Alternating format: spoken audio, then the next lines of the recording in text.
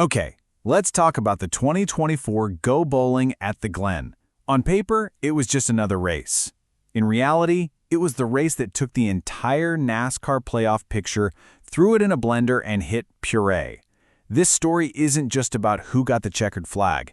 It's about who managed to survive. You don't have to take my word for it. Fans were all over social media calling this the best race of 2024.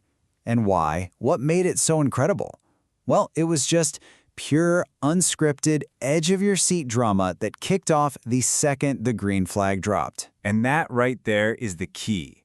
You have to understand, this wasn't just any other Sunday drive. With championship hopes and entire seasons on the line for these drivers, Watkins Glen stopped being a racetrack and turned into an absolute battlefield. One that, believe me, would end up rewriting the entire story of the season. So let's set the stage. This race was a true playoff powder keg. Now, Watkins Glen is already known for being a fast, technical, and tricky road course. It's always a wild card. But nobody, and I mean nobody, could have predicted the sheer level of chaos that was about to unfold. The fuse was lit almost immediately. We're on lap 1. The field barrels into that super fast, super tricky chicane known as the bus stop. All it took was one little bobble. The #7 car gets a bit loose, just enough to tag the #8. And that one touch, it triggered a massive accordion wreck. A chain reaction that swept up major playoff contenders like Ryan Blaney, Denny Hamlin, Christopher Bell. Just like that, championship dreams were a tangled mess of sheet metal on the side of the track. And you can just feel the heartbreak right here. For the defending champ, Ryan Blaney, his race was over before he even completed a lap. Officials told him he was done, simply because a broken part meant he couldn't physically drive the car back to the pits. I mean, the sheer frustration in his voice, it just says it all. It stinks. You'd think that was it, right? The big wreck was out of the way? Nope. That lap 1 chaos was just the opening act. The rest of the race became this systematic dismantling of championship favorites, one by one. It was brutal to watch. The damage report for the title contenders was just staggering. You had Blaney in the #12 out on lap 2. Denny Hamlin in the #11 got so beat up in that first wreck, his day turned into a desperate attempt to just limp around and salvage any points he could, laps down. And as we'll see, the trouble wasn't over, not by a long shot. And the hits just kept on coming.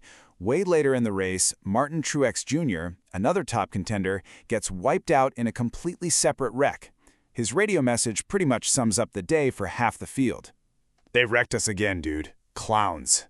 You can just hear the exhaustion. It perfectly captures how relentless and brutal this race was. So, with all the top dogs either out of the race or badly wounded, the door just flew wide open, and a whole new story started to emerge: the spoilers duel.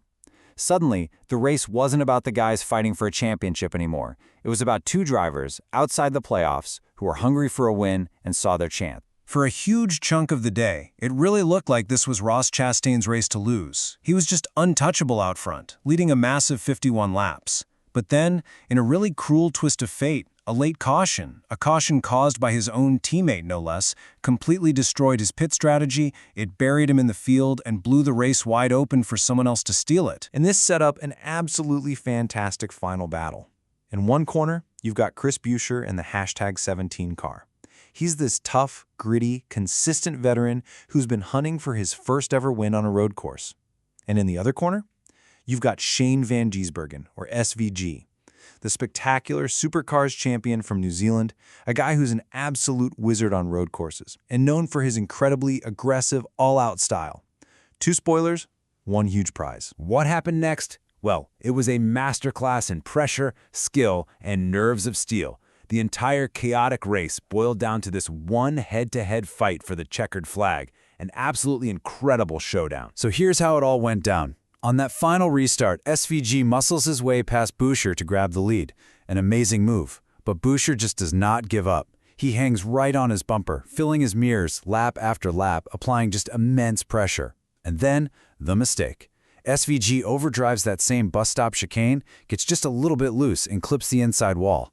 That tiny error was all Buescher needed. He pounced, diving to the inside, retaking the lead, and driving off to a spectacular victory. After the race, you gotta respect SVG's honesty. He was just brutally hard on himself, calling it just driver error. You can see he was smiling, but man, he was gutted. It's just a perfect reminder of how razor-thin the line is between glory and heartbreak at this level of racing. And for the winner, absolute triumph. Chris Buescher said it best himself. He said, "We came here to be a spoiler. We're going to do that." Mission accomplished. They absolutely did. So why does this one wild race at the Glen matter so much?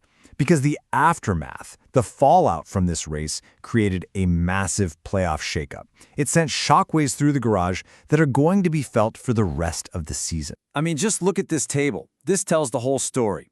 Take a look at Chase Briscoe. He shows up 21 points below the cut line, and he leaves 6 points above it. He's in. Then look at Denny Hamlin. He came in with a cushy 45-point cushion, and he left 18 points out. He's suddenly in a must-win situation. The entire playoff bubble was completely rewritten in just a few hours. The sheer scale of the carnage is hard to even wrap your head around. 12. That's the number.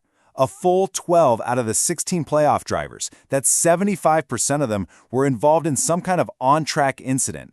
Almost nobody with championship hopes got out of there clean. So, what's the big takeaway from all this? This race wasn't just about Chris Buescher getting a feel-good win. It was about fundamentally rewriting the script for the championship, sending some of the biggest names in the sport home absolutely reeling, and giving new hope to the underdogs. Which, of course, leaves us with one last, very juicy question to think about.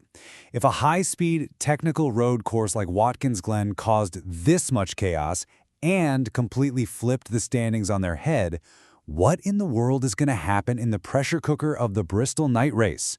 I can't wait to find out.